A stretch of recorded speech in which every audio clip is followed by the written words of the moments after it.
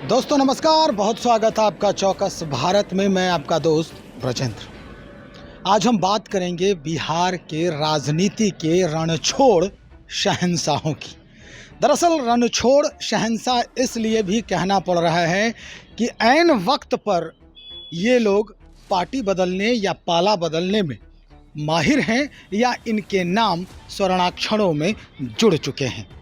और इसी मुद्दे पर आज हमसे बात करने के लिए हमारे साथ हैं लोजपा रामविलास के प्रबुद्ध प्रवक्ता डॉक्टर प्रोफेसर विनीत सिंह जी।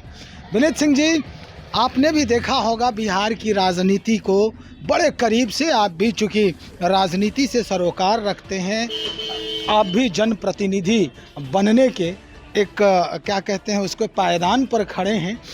निश्चित तौर पर राजनीति आपको बड़ा अच्छा लगता होगा। अनुभव ये है आपको कि रणछोड़ शहंशाह अपने राज्य में कौन कौन है? सबसे पहले ये हम आपसे ही सुनना चाहेंगे। ब्रजेंद्र भाई, मेरे दिमाग में तो एक ही नाम कौंध रहा है, वो है हमारे राज्य के मुख्यमंत्री नीतीश कुमार जी। अच्छा जी, 2 बार पाला बदल चुके हैं, इसीलिए उनका नामकरण पलटू राम से भी होता है। हम 15 की बात कर लें और 17 की बात कर लें जी। और इस बार भी देख लीजिए उन्होंने वही काम किया है। तो उनसे बड़ा रणछोड़ दास कोई नहीं है। हालांकि रणछोड़ दास भगवान कृष्ण को भी कहा जाता है, लेकिन वो बढ़िया सेंस में कहा जाता है। पर जिस संदर्भ में आपने पूछा है, मुझे लगता है कि नीतीश कुमार से बड़ा रणछोड़ या धोखा देने वाला या पलटी मारने वाला, उनसे बड़ा कोई राजनेता यहाँ पे नहीं है। चलिए, आप एक का नाम ले रहे हैं तो हम आपको खुद मैं याद दिला दूं आपको कि ऐसे कई नाम हैं उस फहरिस्त में जो रणछोड़ शहंशाह के नाम से जाने जाते हैं। हम अगर बात करें तो लालू प्रसाद यादव जी ने भी एकदम ऐन वक्त पर किसी का हाथ छोड़ा और किसी का हाथ थाम लिया है। स्वर्गीय रामविलास पासवान जी को भी कहा जाता है कि जब समय आया तो चाबी लेकर के दिल्ली भाग। नहीं, ब्रजेंद्र भाई ध्यान सुनिए बात। हमारे नेता के बारे में ये अजीब सा एक र्यूमर है, जबकि हमारे नेता का अगर आप इतिहास देखेंगे, पढ़ेंगे, तो देखिए कि वो हमेशा प्री पोल अलायंस करते थे। मतलब कि चुनाव से पहले। चुनाव के बाद कभी ऐसा नहीं हुआ नीतीश कुमार जी की तरह कि उन्हें पाला बदला हो या अपने घटक दलों को छोड़ा हो। ये हमारे नेता में एक, आप ये कह लीजिए कि विज़न था, दूरदर्शिता थी कि वो समझते थे कि भाई प्रदेश और देश की राजनीति किस करवट बैठेगी, उसी के अनुसार वो चुनाव से पहले निर्णय लेते थे। तो उसमें आप उनको रणछोड़ कभी नहीं कह सकते हैं। भाई ये बुद्धिजीवी हैं, ये दूरदर्शी हैं, इसलिए चीज़ों को समझते हैं। लालू प्रसाद यादव जी का आपने कहा, मैं उस बात को बिल्कुल मानता हूँ, लेकिन हमारे नेता के बारे में जिनको ज्ञान नहीं है वो ऐसी बातें करते हैं। क्या ये अस्तित्व की लड़ाई है?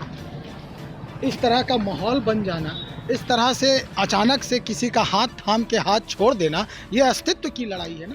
मैं इसको अस्तित्व की लड़ाई नहीं करूँगा, कहूँगा इसको मैं मौका परस्ती कहूँगा। और मौका परस्ती अपने महत्वाकांक्षा के पूर्ति हेतु, जिसमें राजनीति में आप हर चीज़ न्यौछावर कर देते हैं। जो सर्वस्व होता है, जो नैतिकता, तो खैर दूर दूर तक नहीं है। हालांकि बड़ा ये उदासीन चीज़ है, बोलने में बड़ा बुरा लगता है क्योंकि मैं भी उसी इंडस्ट्री से आता हूँ। लेकिन लोगों की जो अति महत्वाकांक्षा होता है, उसके पूर्ति हेतु वो किसी भी हद तक जा सकते हैं, इसलिए वो काम करते हैं। जनादेश किसी को कुछ मिलेगा, लेकिन अपने महत्वाकांक्षा पूर्ति हेतु किसी और के साथ चल जाएंगे।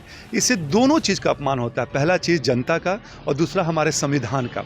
मैं तो ये कहूँगा कि संविधान और के निर्माताओं ने ये सब बातें सोची नहीं होंगी, लेकिन अभी जो स्थिति है, अगर मेरा एक सविनय निवेदन होगा कि कोई भी ऐसे व्यक्ति, हमारे जो पार्लियामेंट है, हमारे जो सांसद हैं, उनको ये बात समझना चाहिए कि चुनाव के बाद जो लोग पलटी मारते हैं, से माननीय नीतीश कुमार जी की बात कर लें, उनको जनादेश नहीं मिला है, लेकिन फिर भी वो क्या है, वो मुख्यमंत्री हैं। तो जनता ने तो उनको नकार दिया था। तो ऐसे लोगों के लिए कोई ना कोई कानून बने कि आप ये काम नहीं कर सकते हैं। भाई, जिसके विरोध में आपने चुनाव लड़ा उसी के साथ जाकर मिल जाते हैं आप, ये चीज़ गलत है राजेंद्र भाई। कोई बड़ा चेहरा है, बड़ा नाम है अपने राज्य के राजनीति में, जिसके बदौलत जो है इस तरह का माहौल क्रिएट ना हो, आखिरी लड़ाई में इस तरह का माहौल ना आए कि कोई भी किसी का हाथ छोड़ दे। अगर हम बात करते हैं मांझी की, मतलब मांझी जी की, जो पूर्व मुख्यमंत्री थे जीतन राम मांझी जी, उन्होंने भी जैसे ही उनको मौका मिला अपना दल बना लिया। अगर हम मुकेश सहनी जी की बात करें तो उन्होंने भी अपना जो है एक दल बना लिया। दामन छोड़ा, कारण कुछ भी रहा हो, तो अब स्थिति क्या बनती है? कोई ऐसा नाम है जो बड़ा चेहरा जिसको हम ये उस पे मोहर लगा सकते हैं? और यही वजह रहा है कि अंत तक लोग इस राजनीति के रण को छोड़कर कोई और दामन थाम लेते हैं। मैं लोजपा रामविलास का प्रदेश प्रवक्ता हूं, तो आप बोलिए कि आप जिस नेता का नाम लेने जा रहे हैं आप थोड़ा सा इंक्लाइंड है या पक्षपात कर रहे हैं आप। लेकिन मुझे लगता है कि बिहार की जनता ने हर नेता को देख लिया है, चिराग पासवान जी को छोड़ के। चिराग पासवान जी को कई मौके मिले और कई लोगों ने बुलाया कि भैया एनडीए छोड़ के आप हमारे साथ कांग्रेस में आ जाइए, राजद में आ जाइए।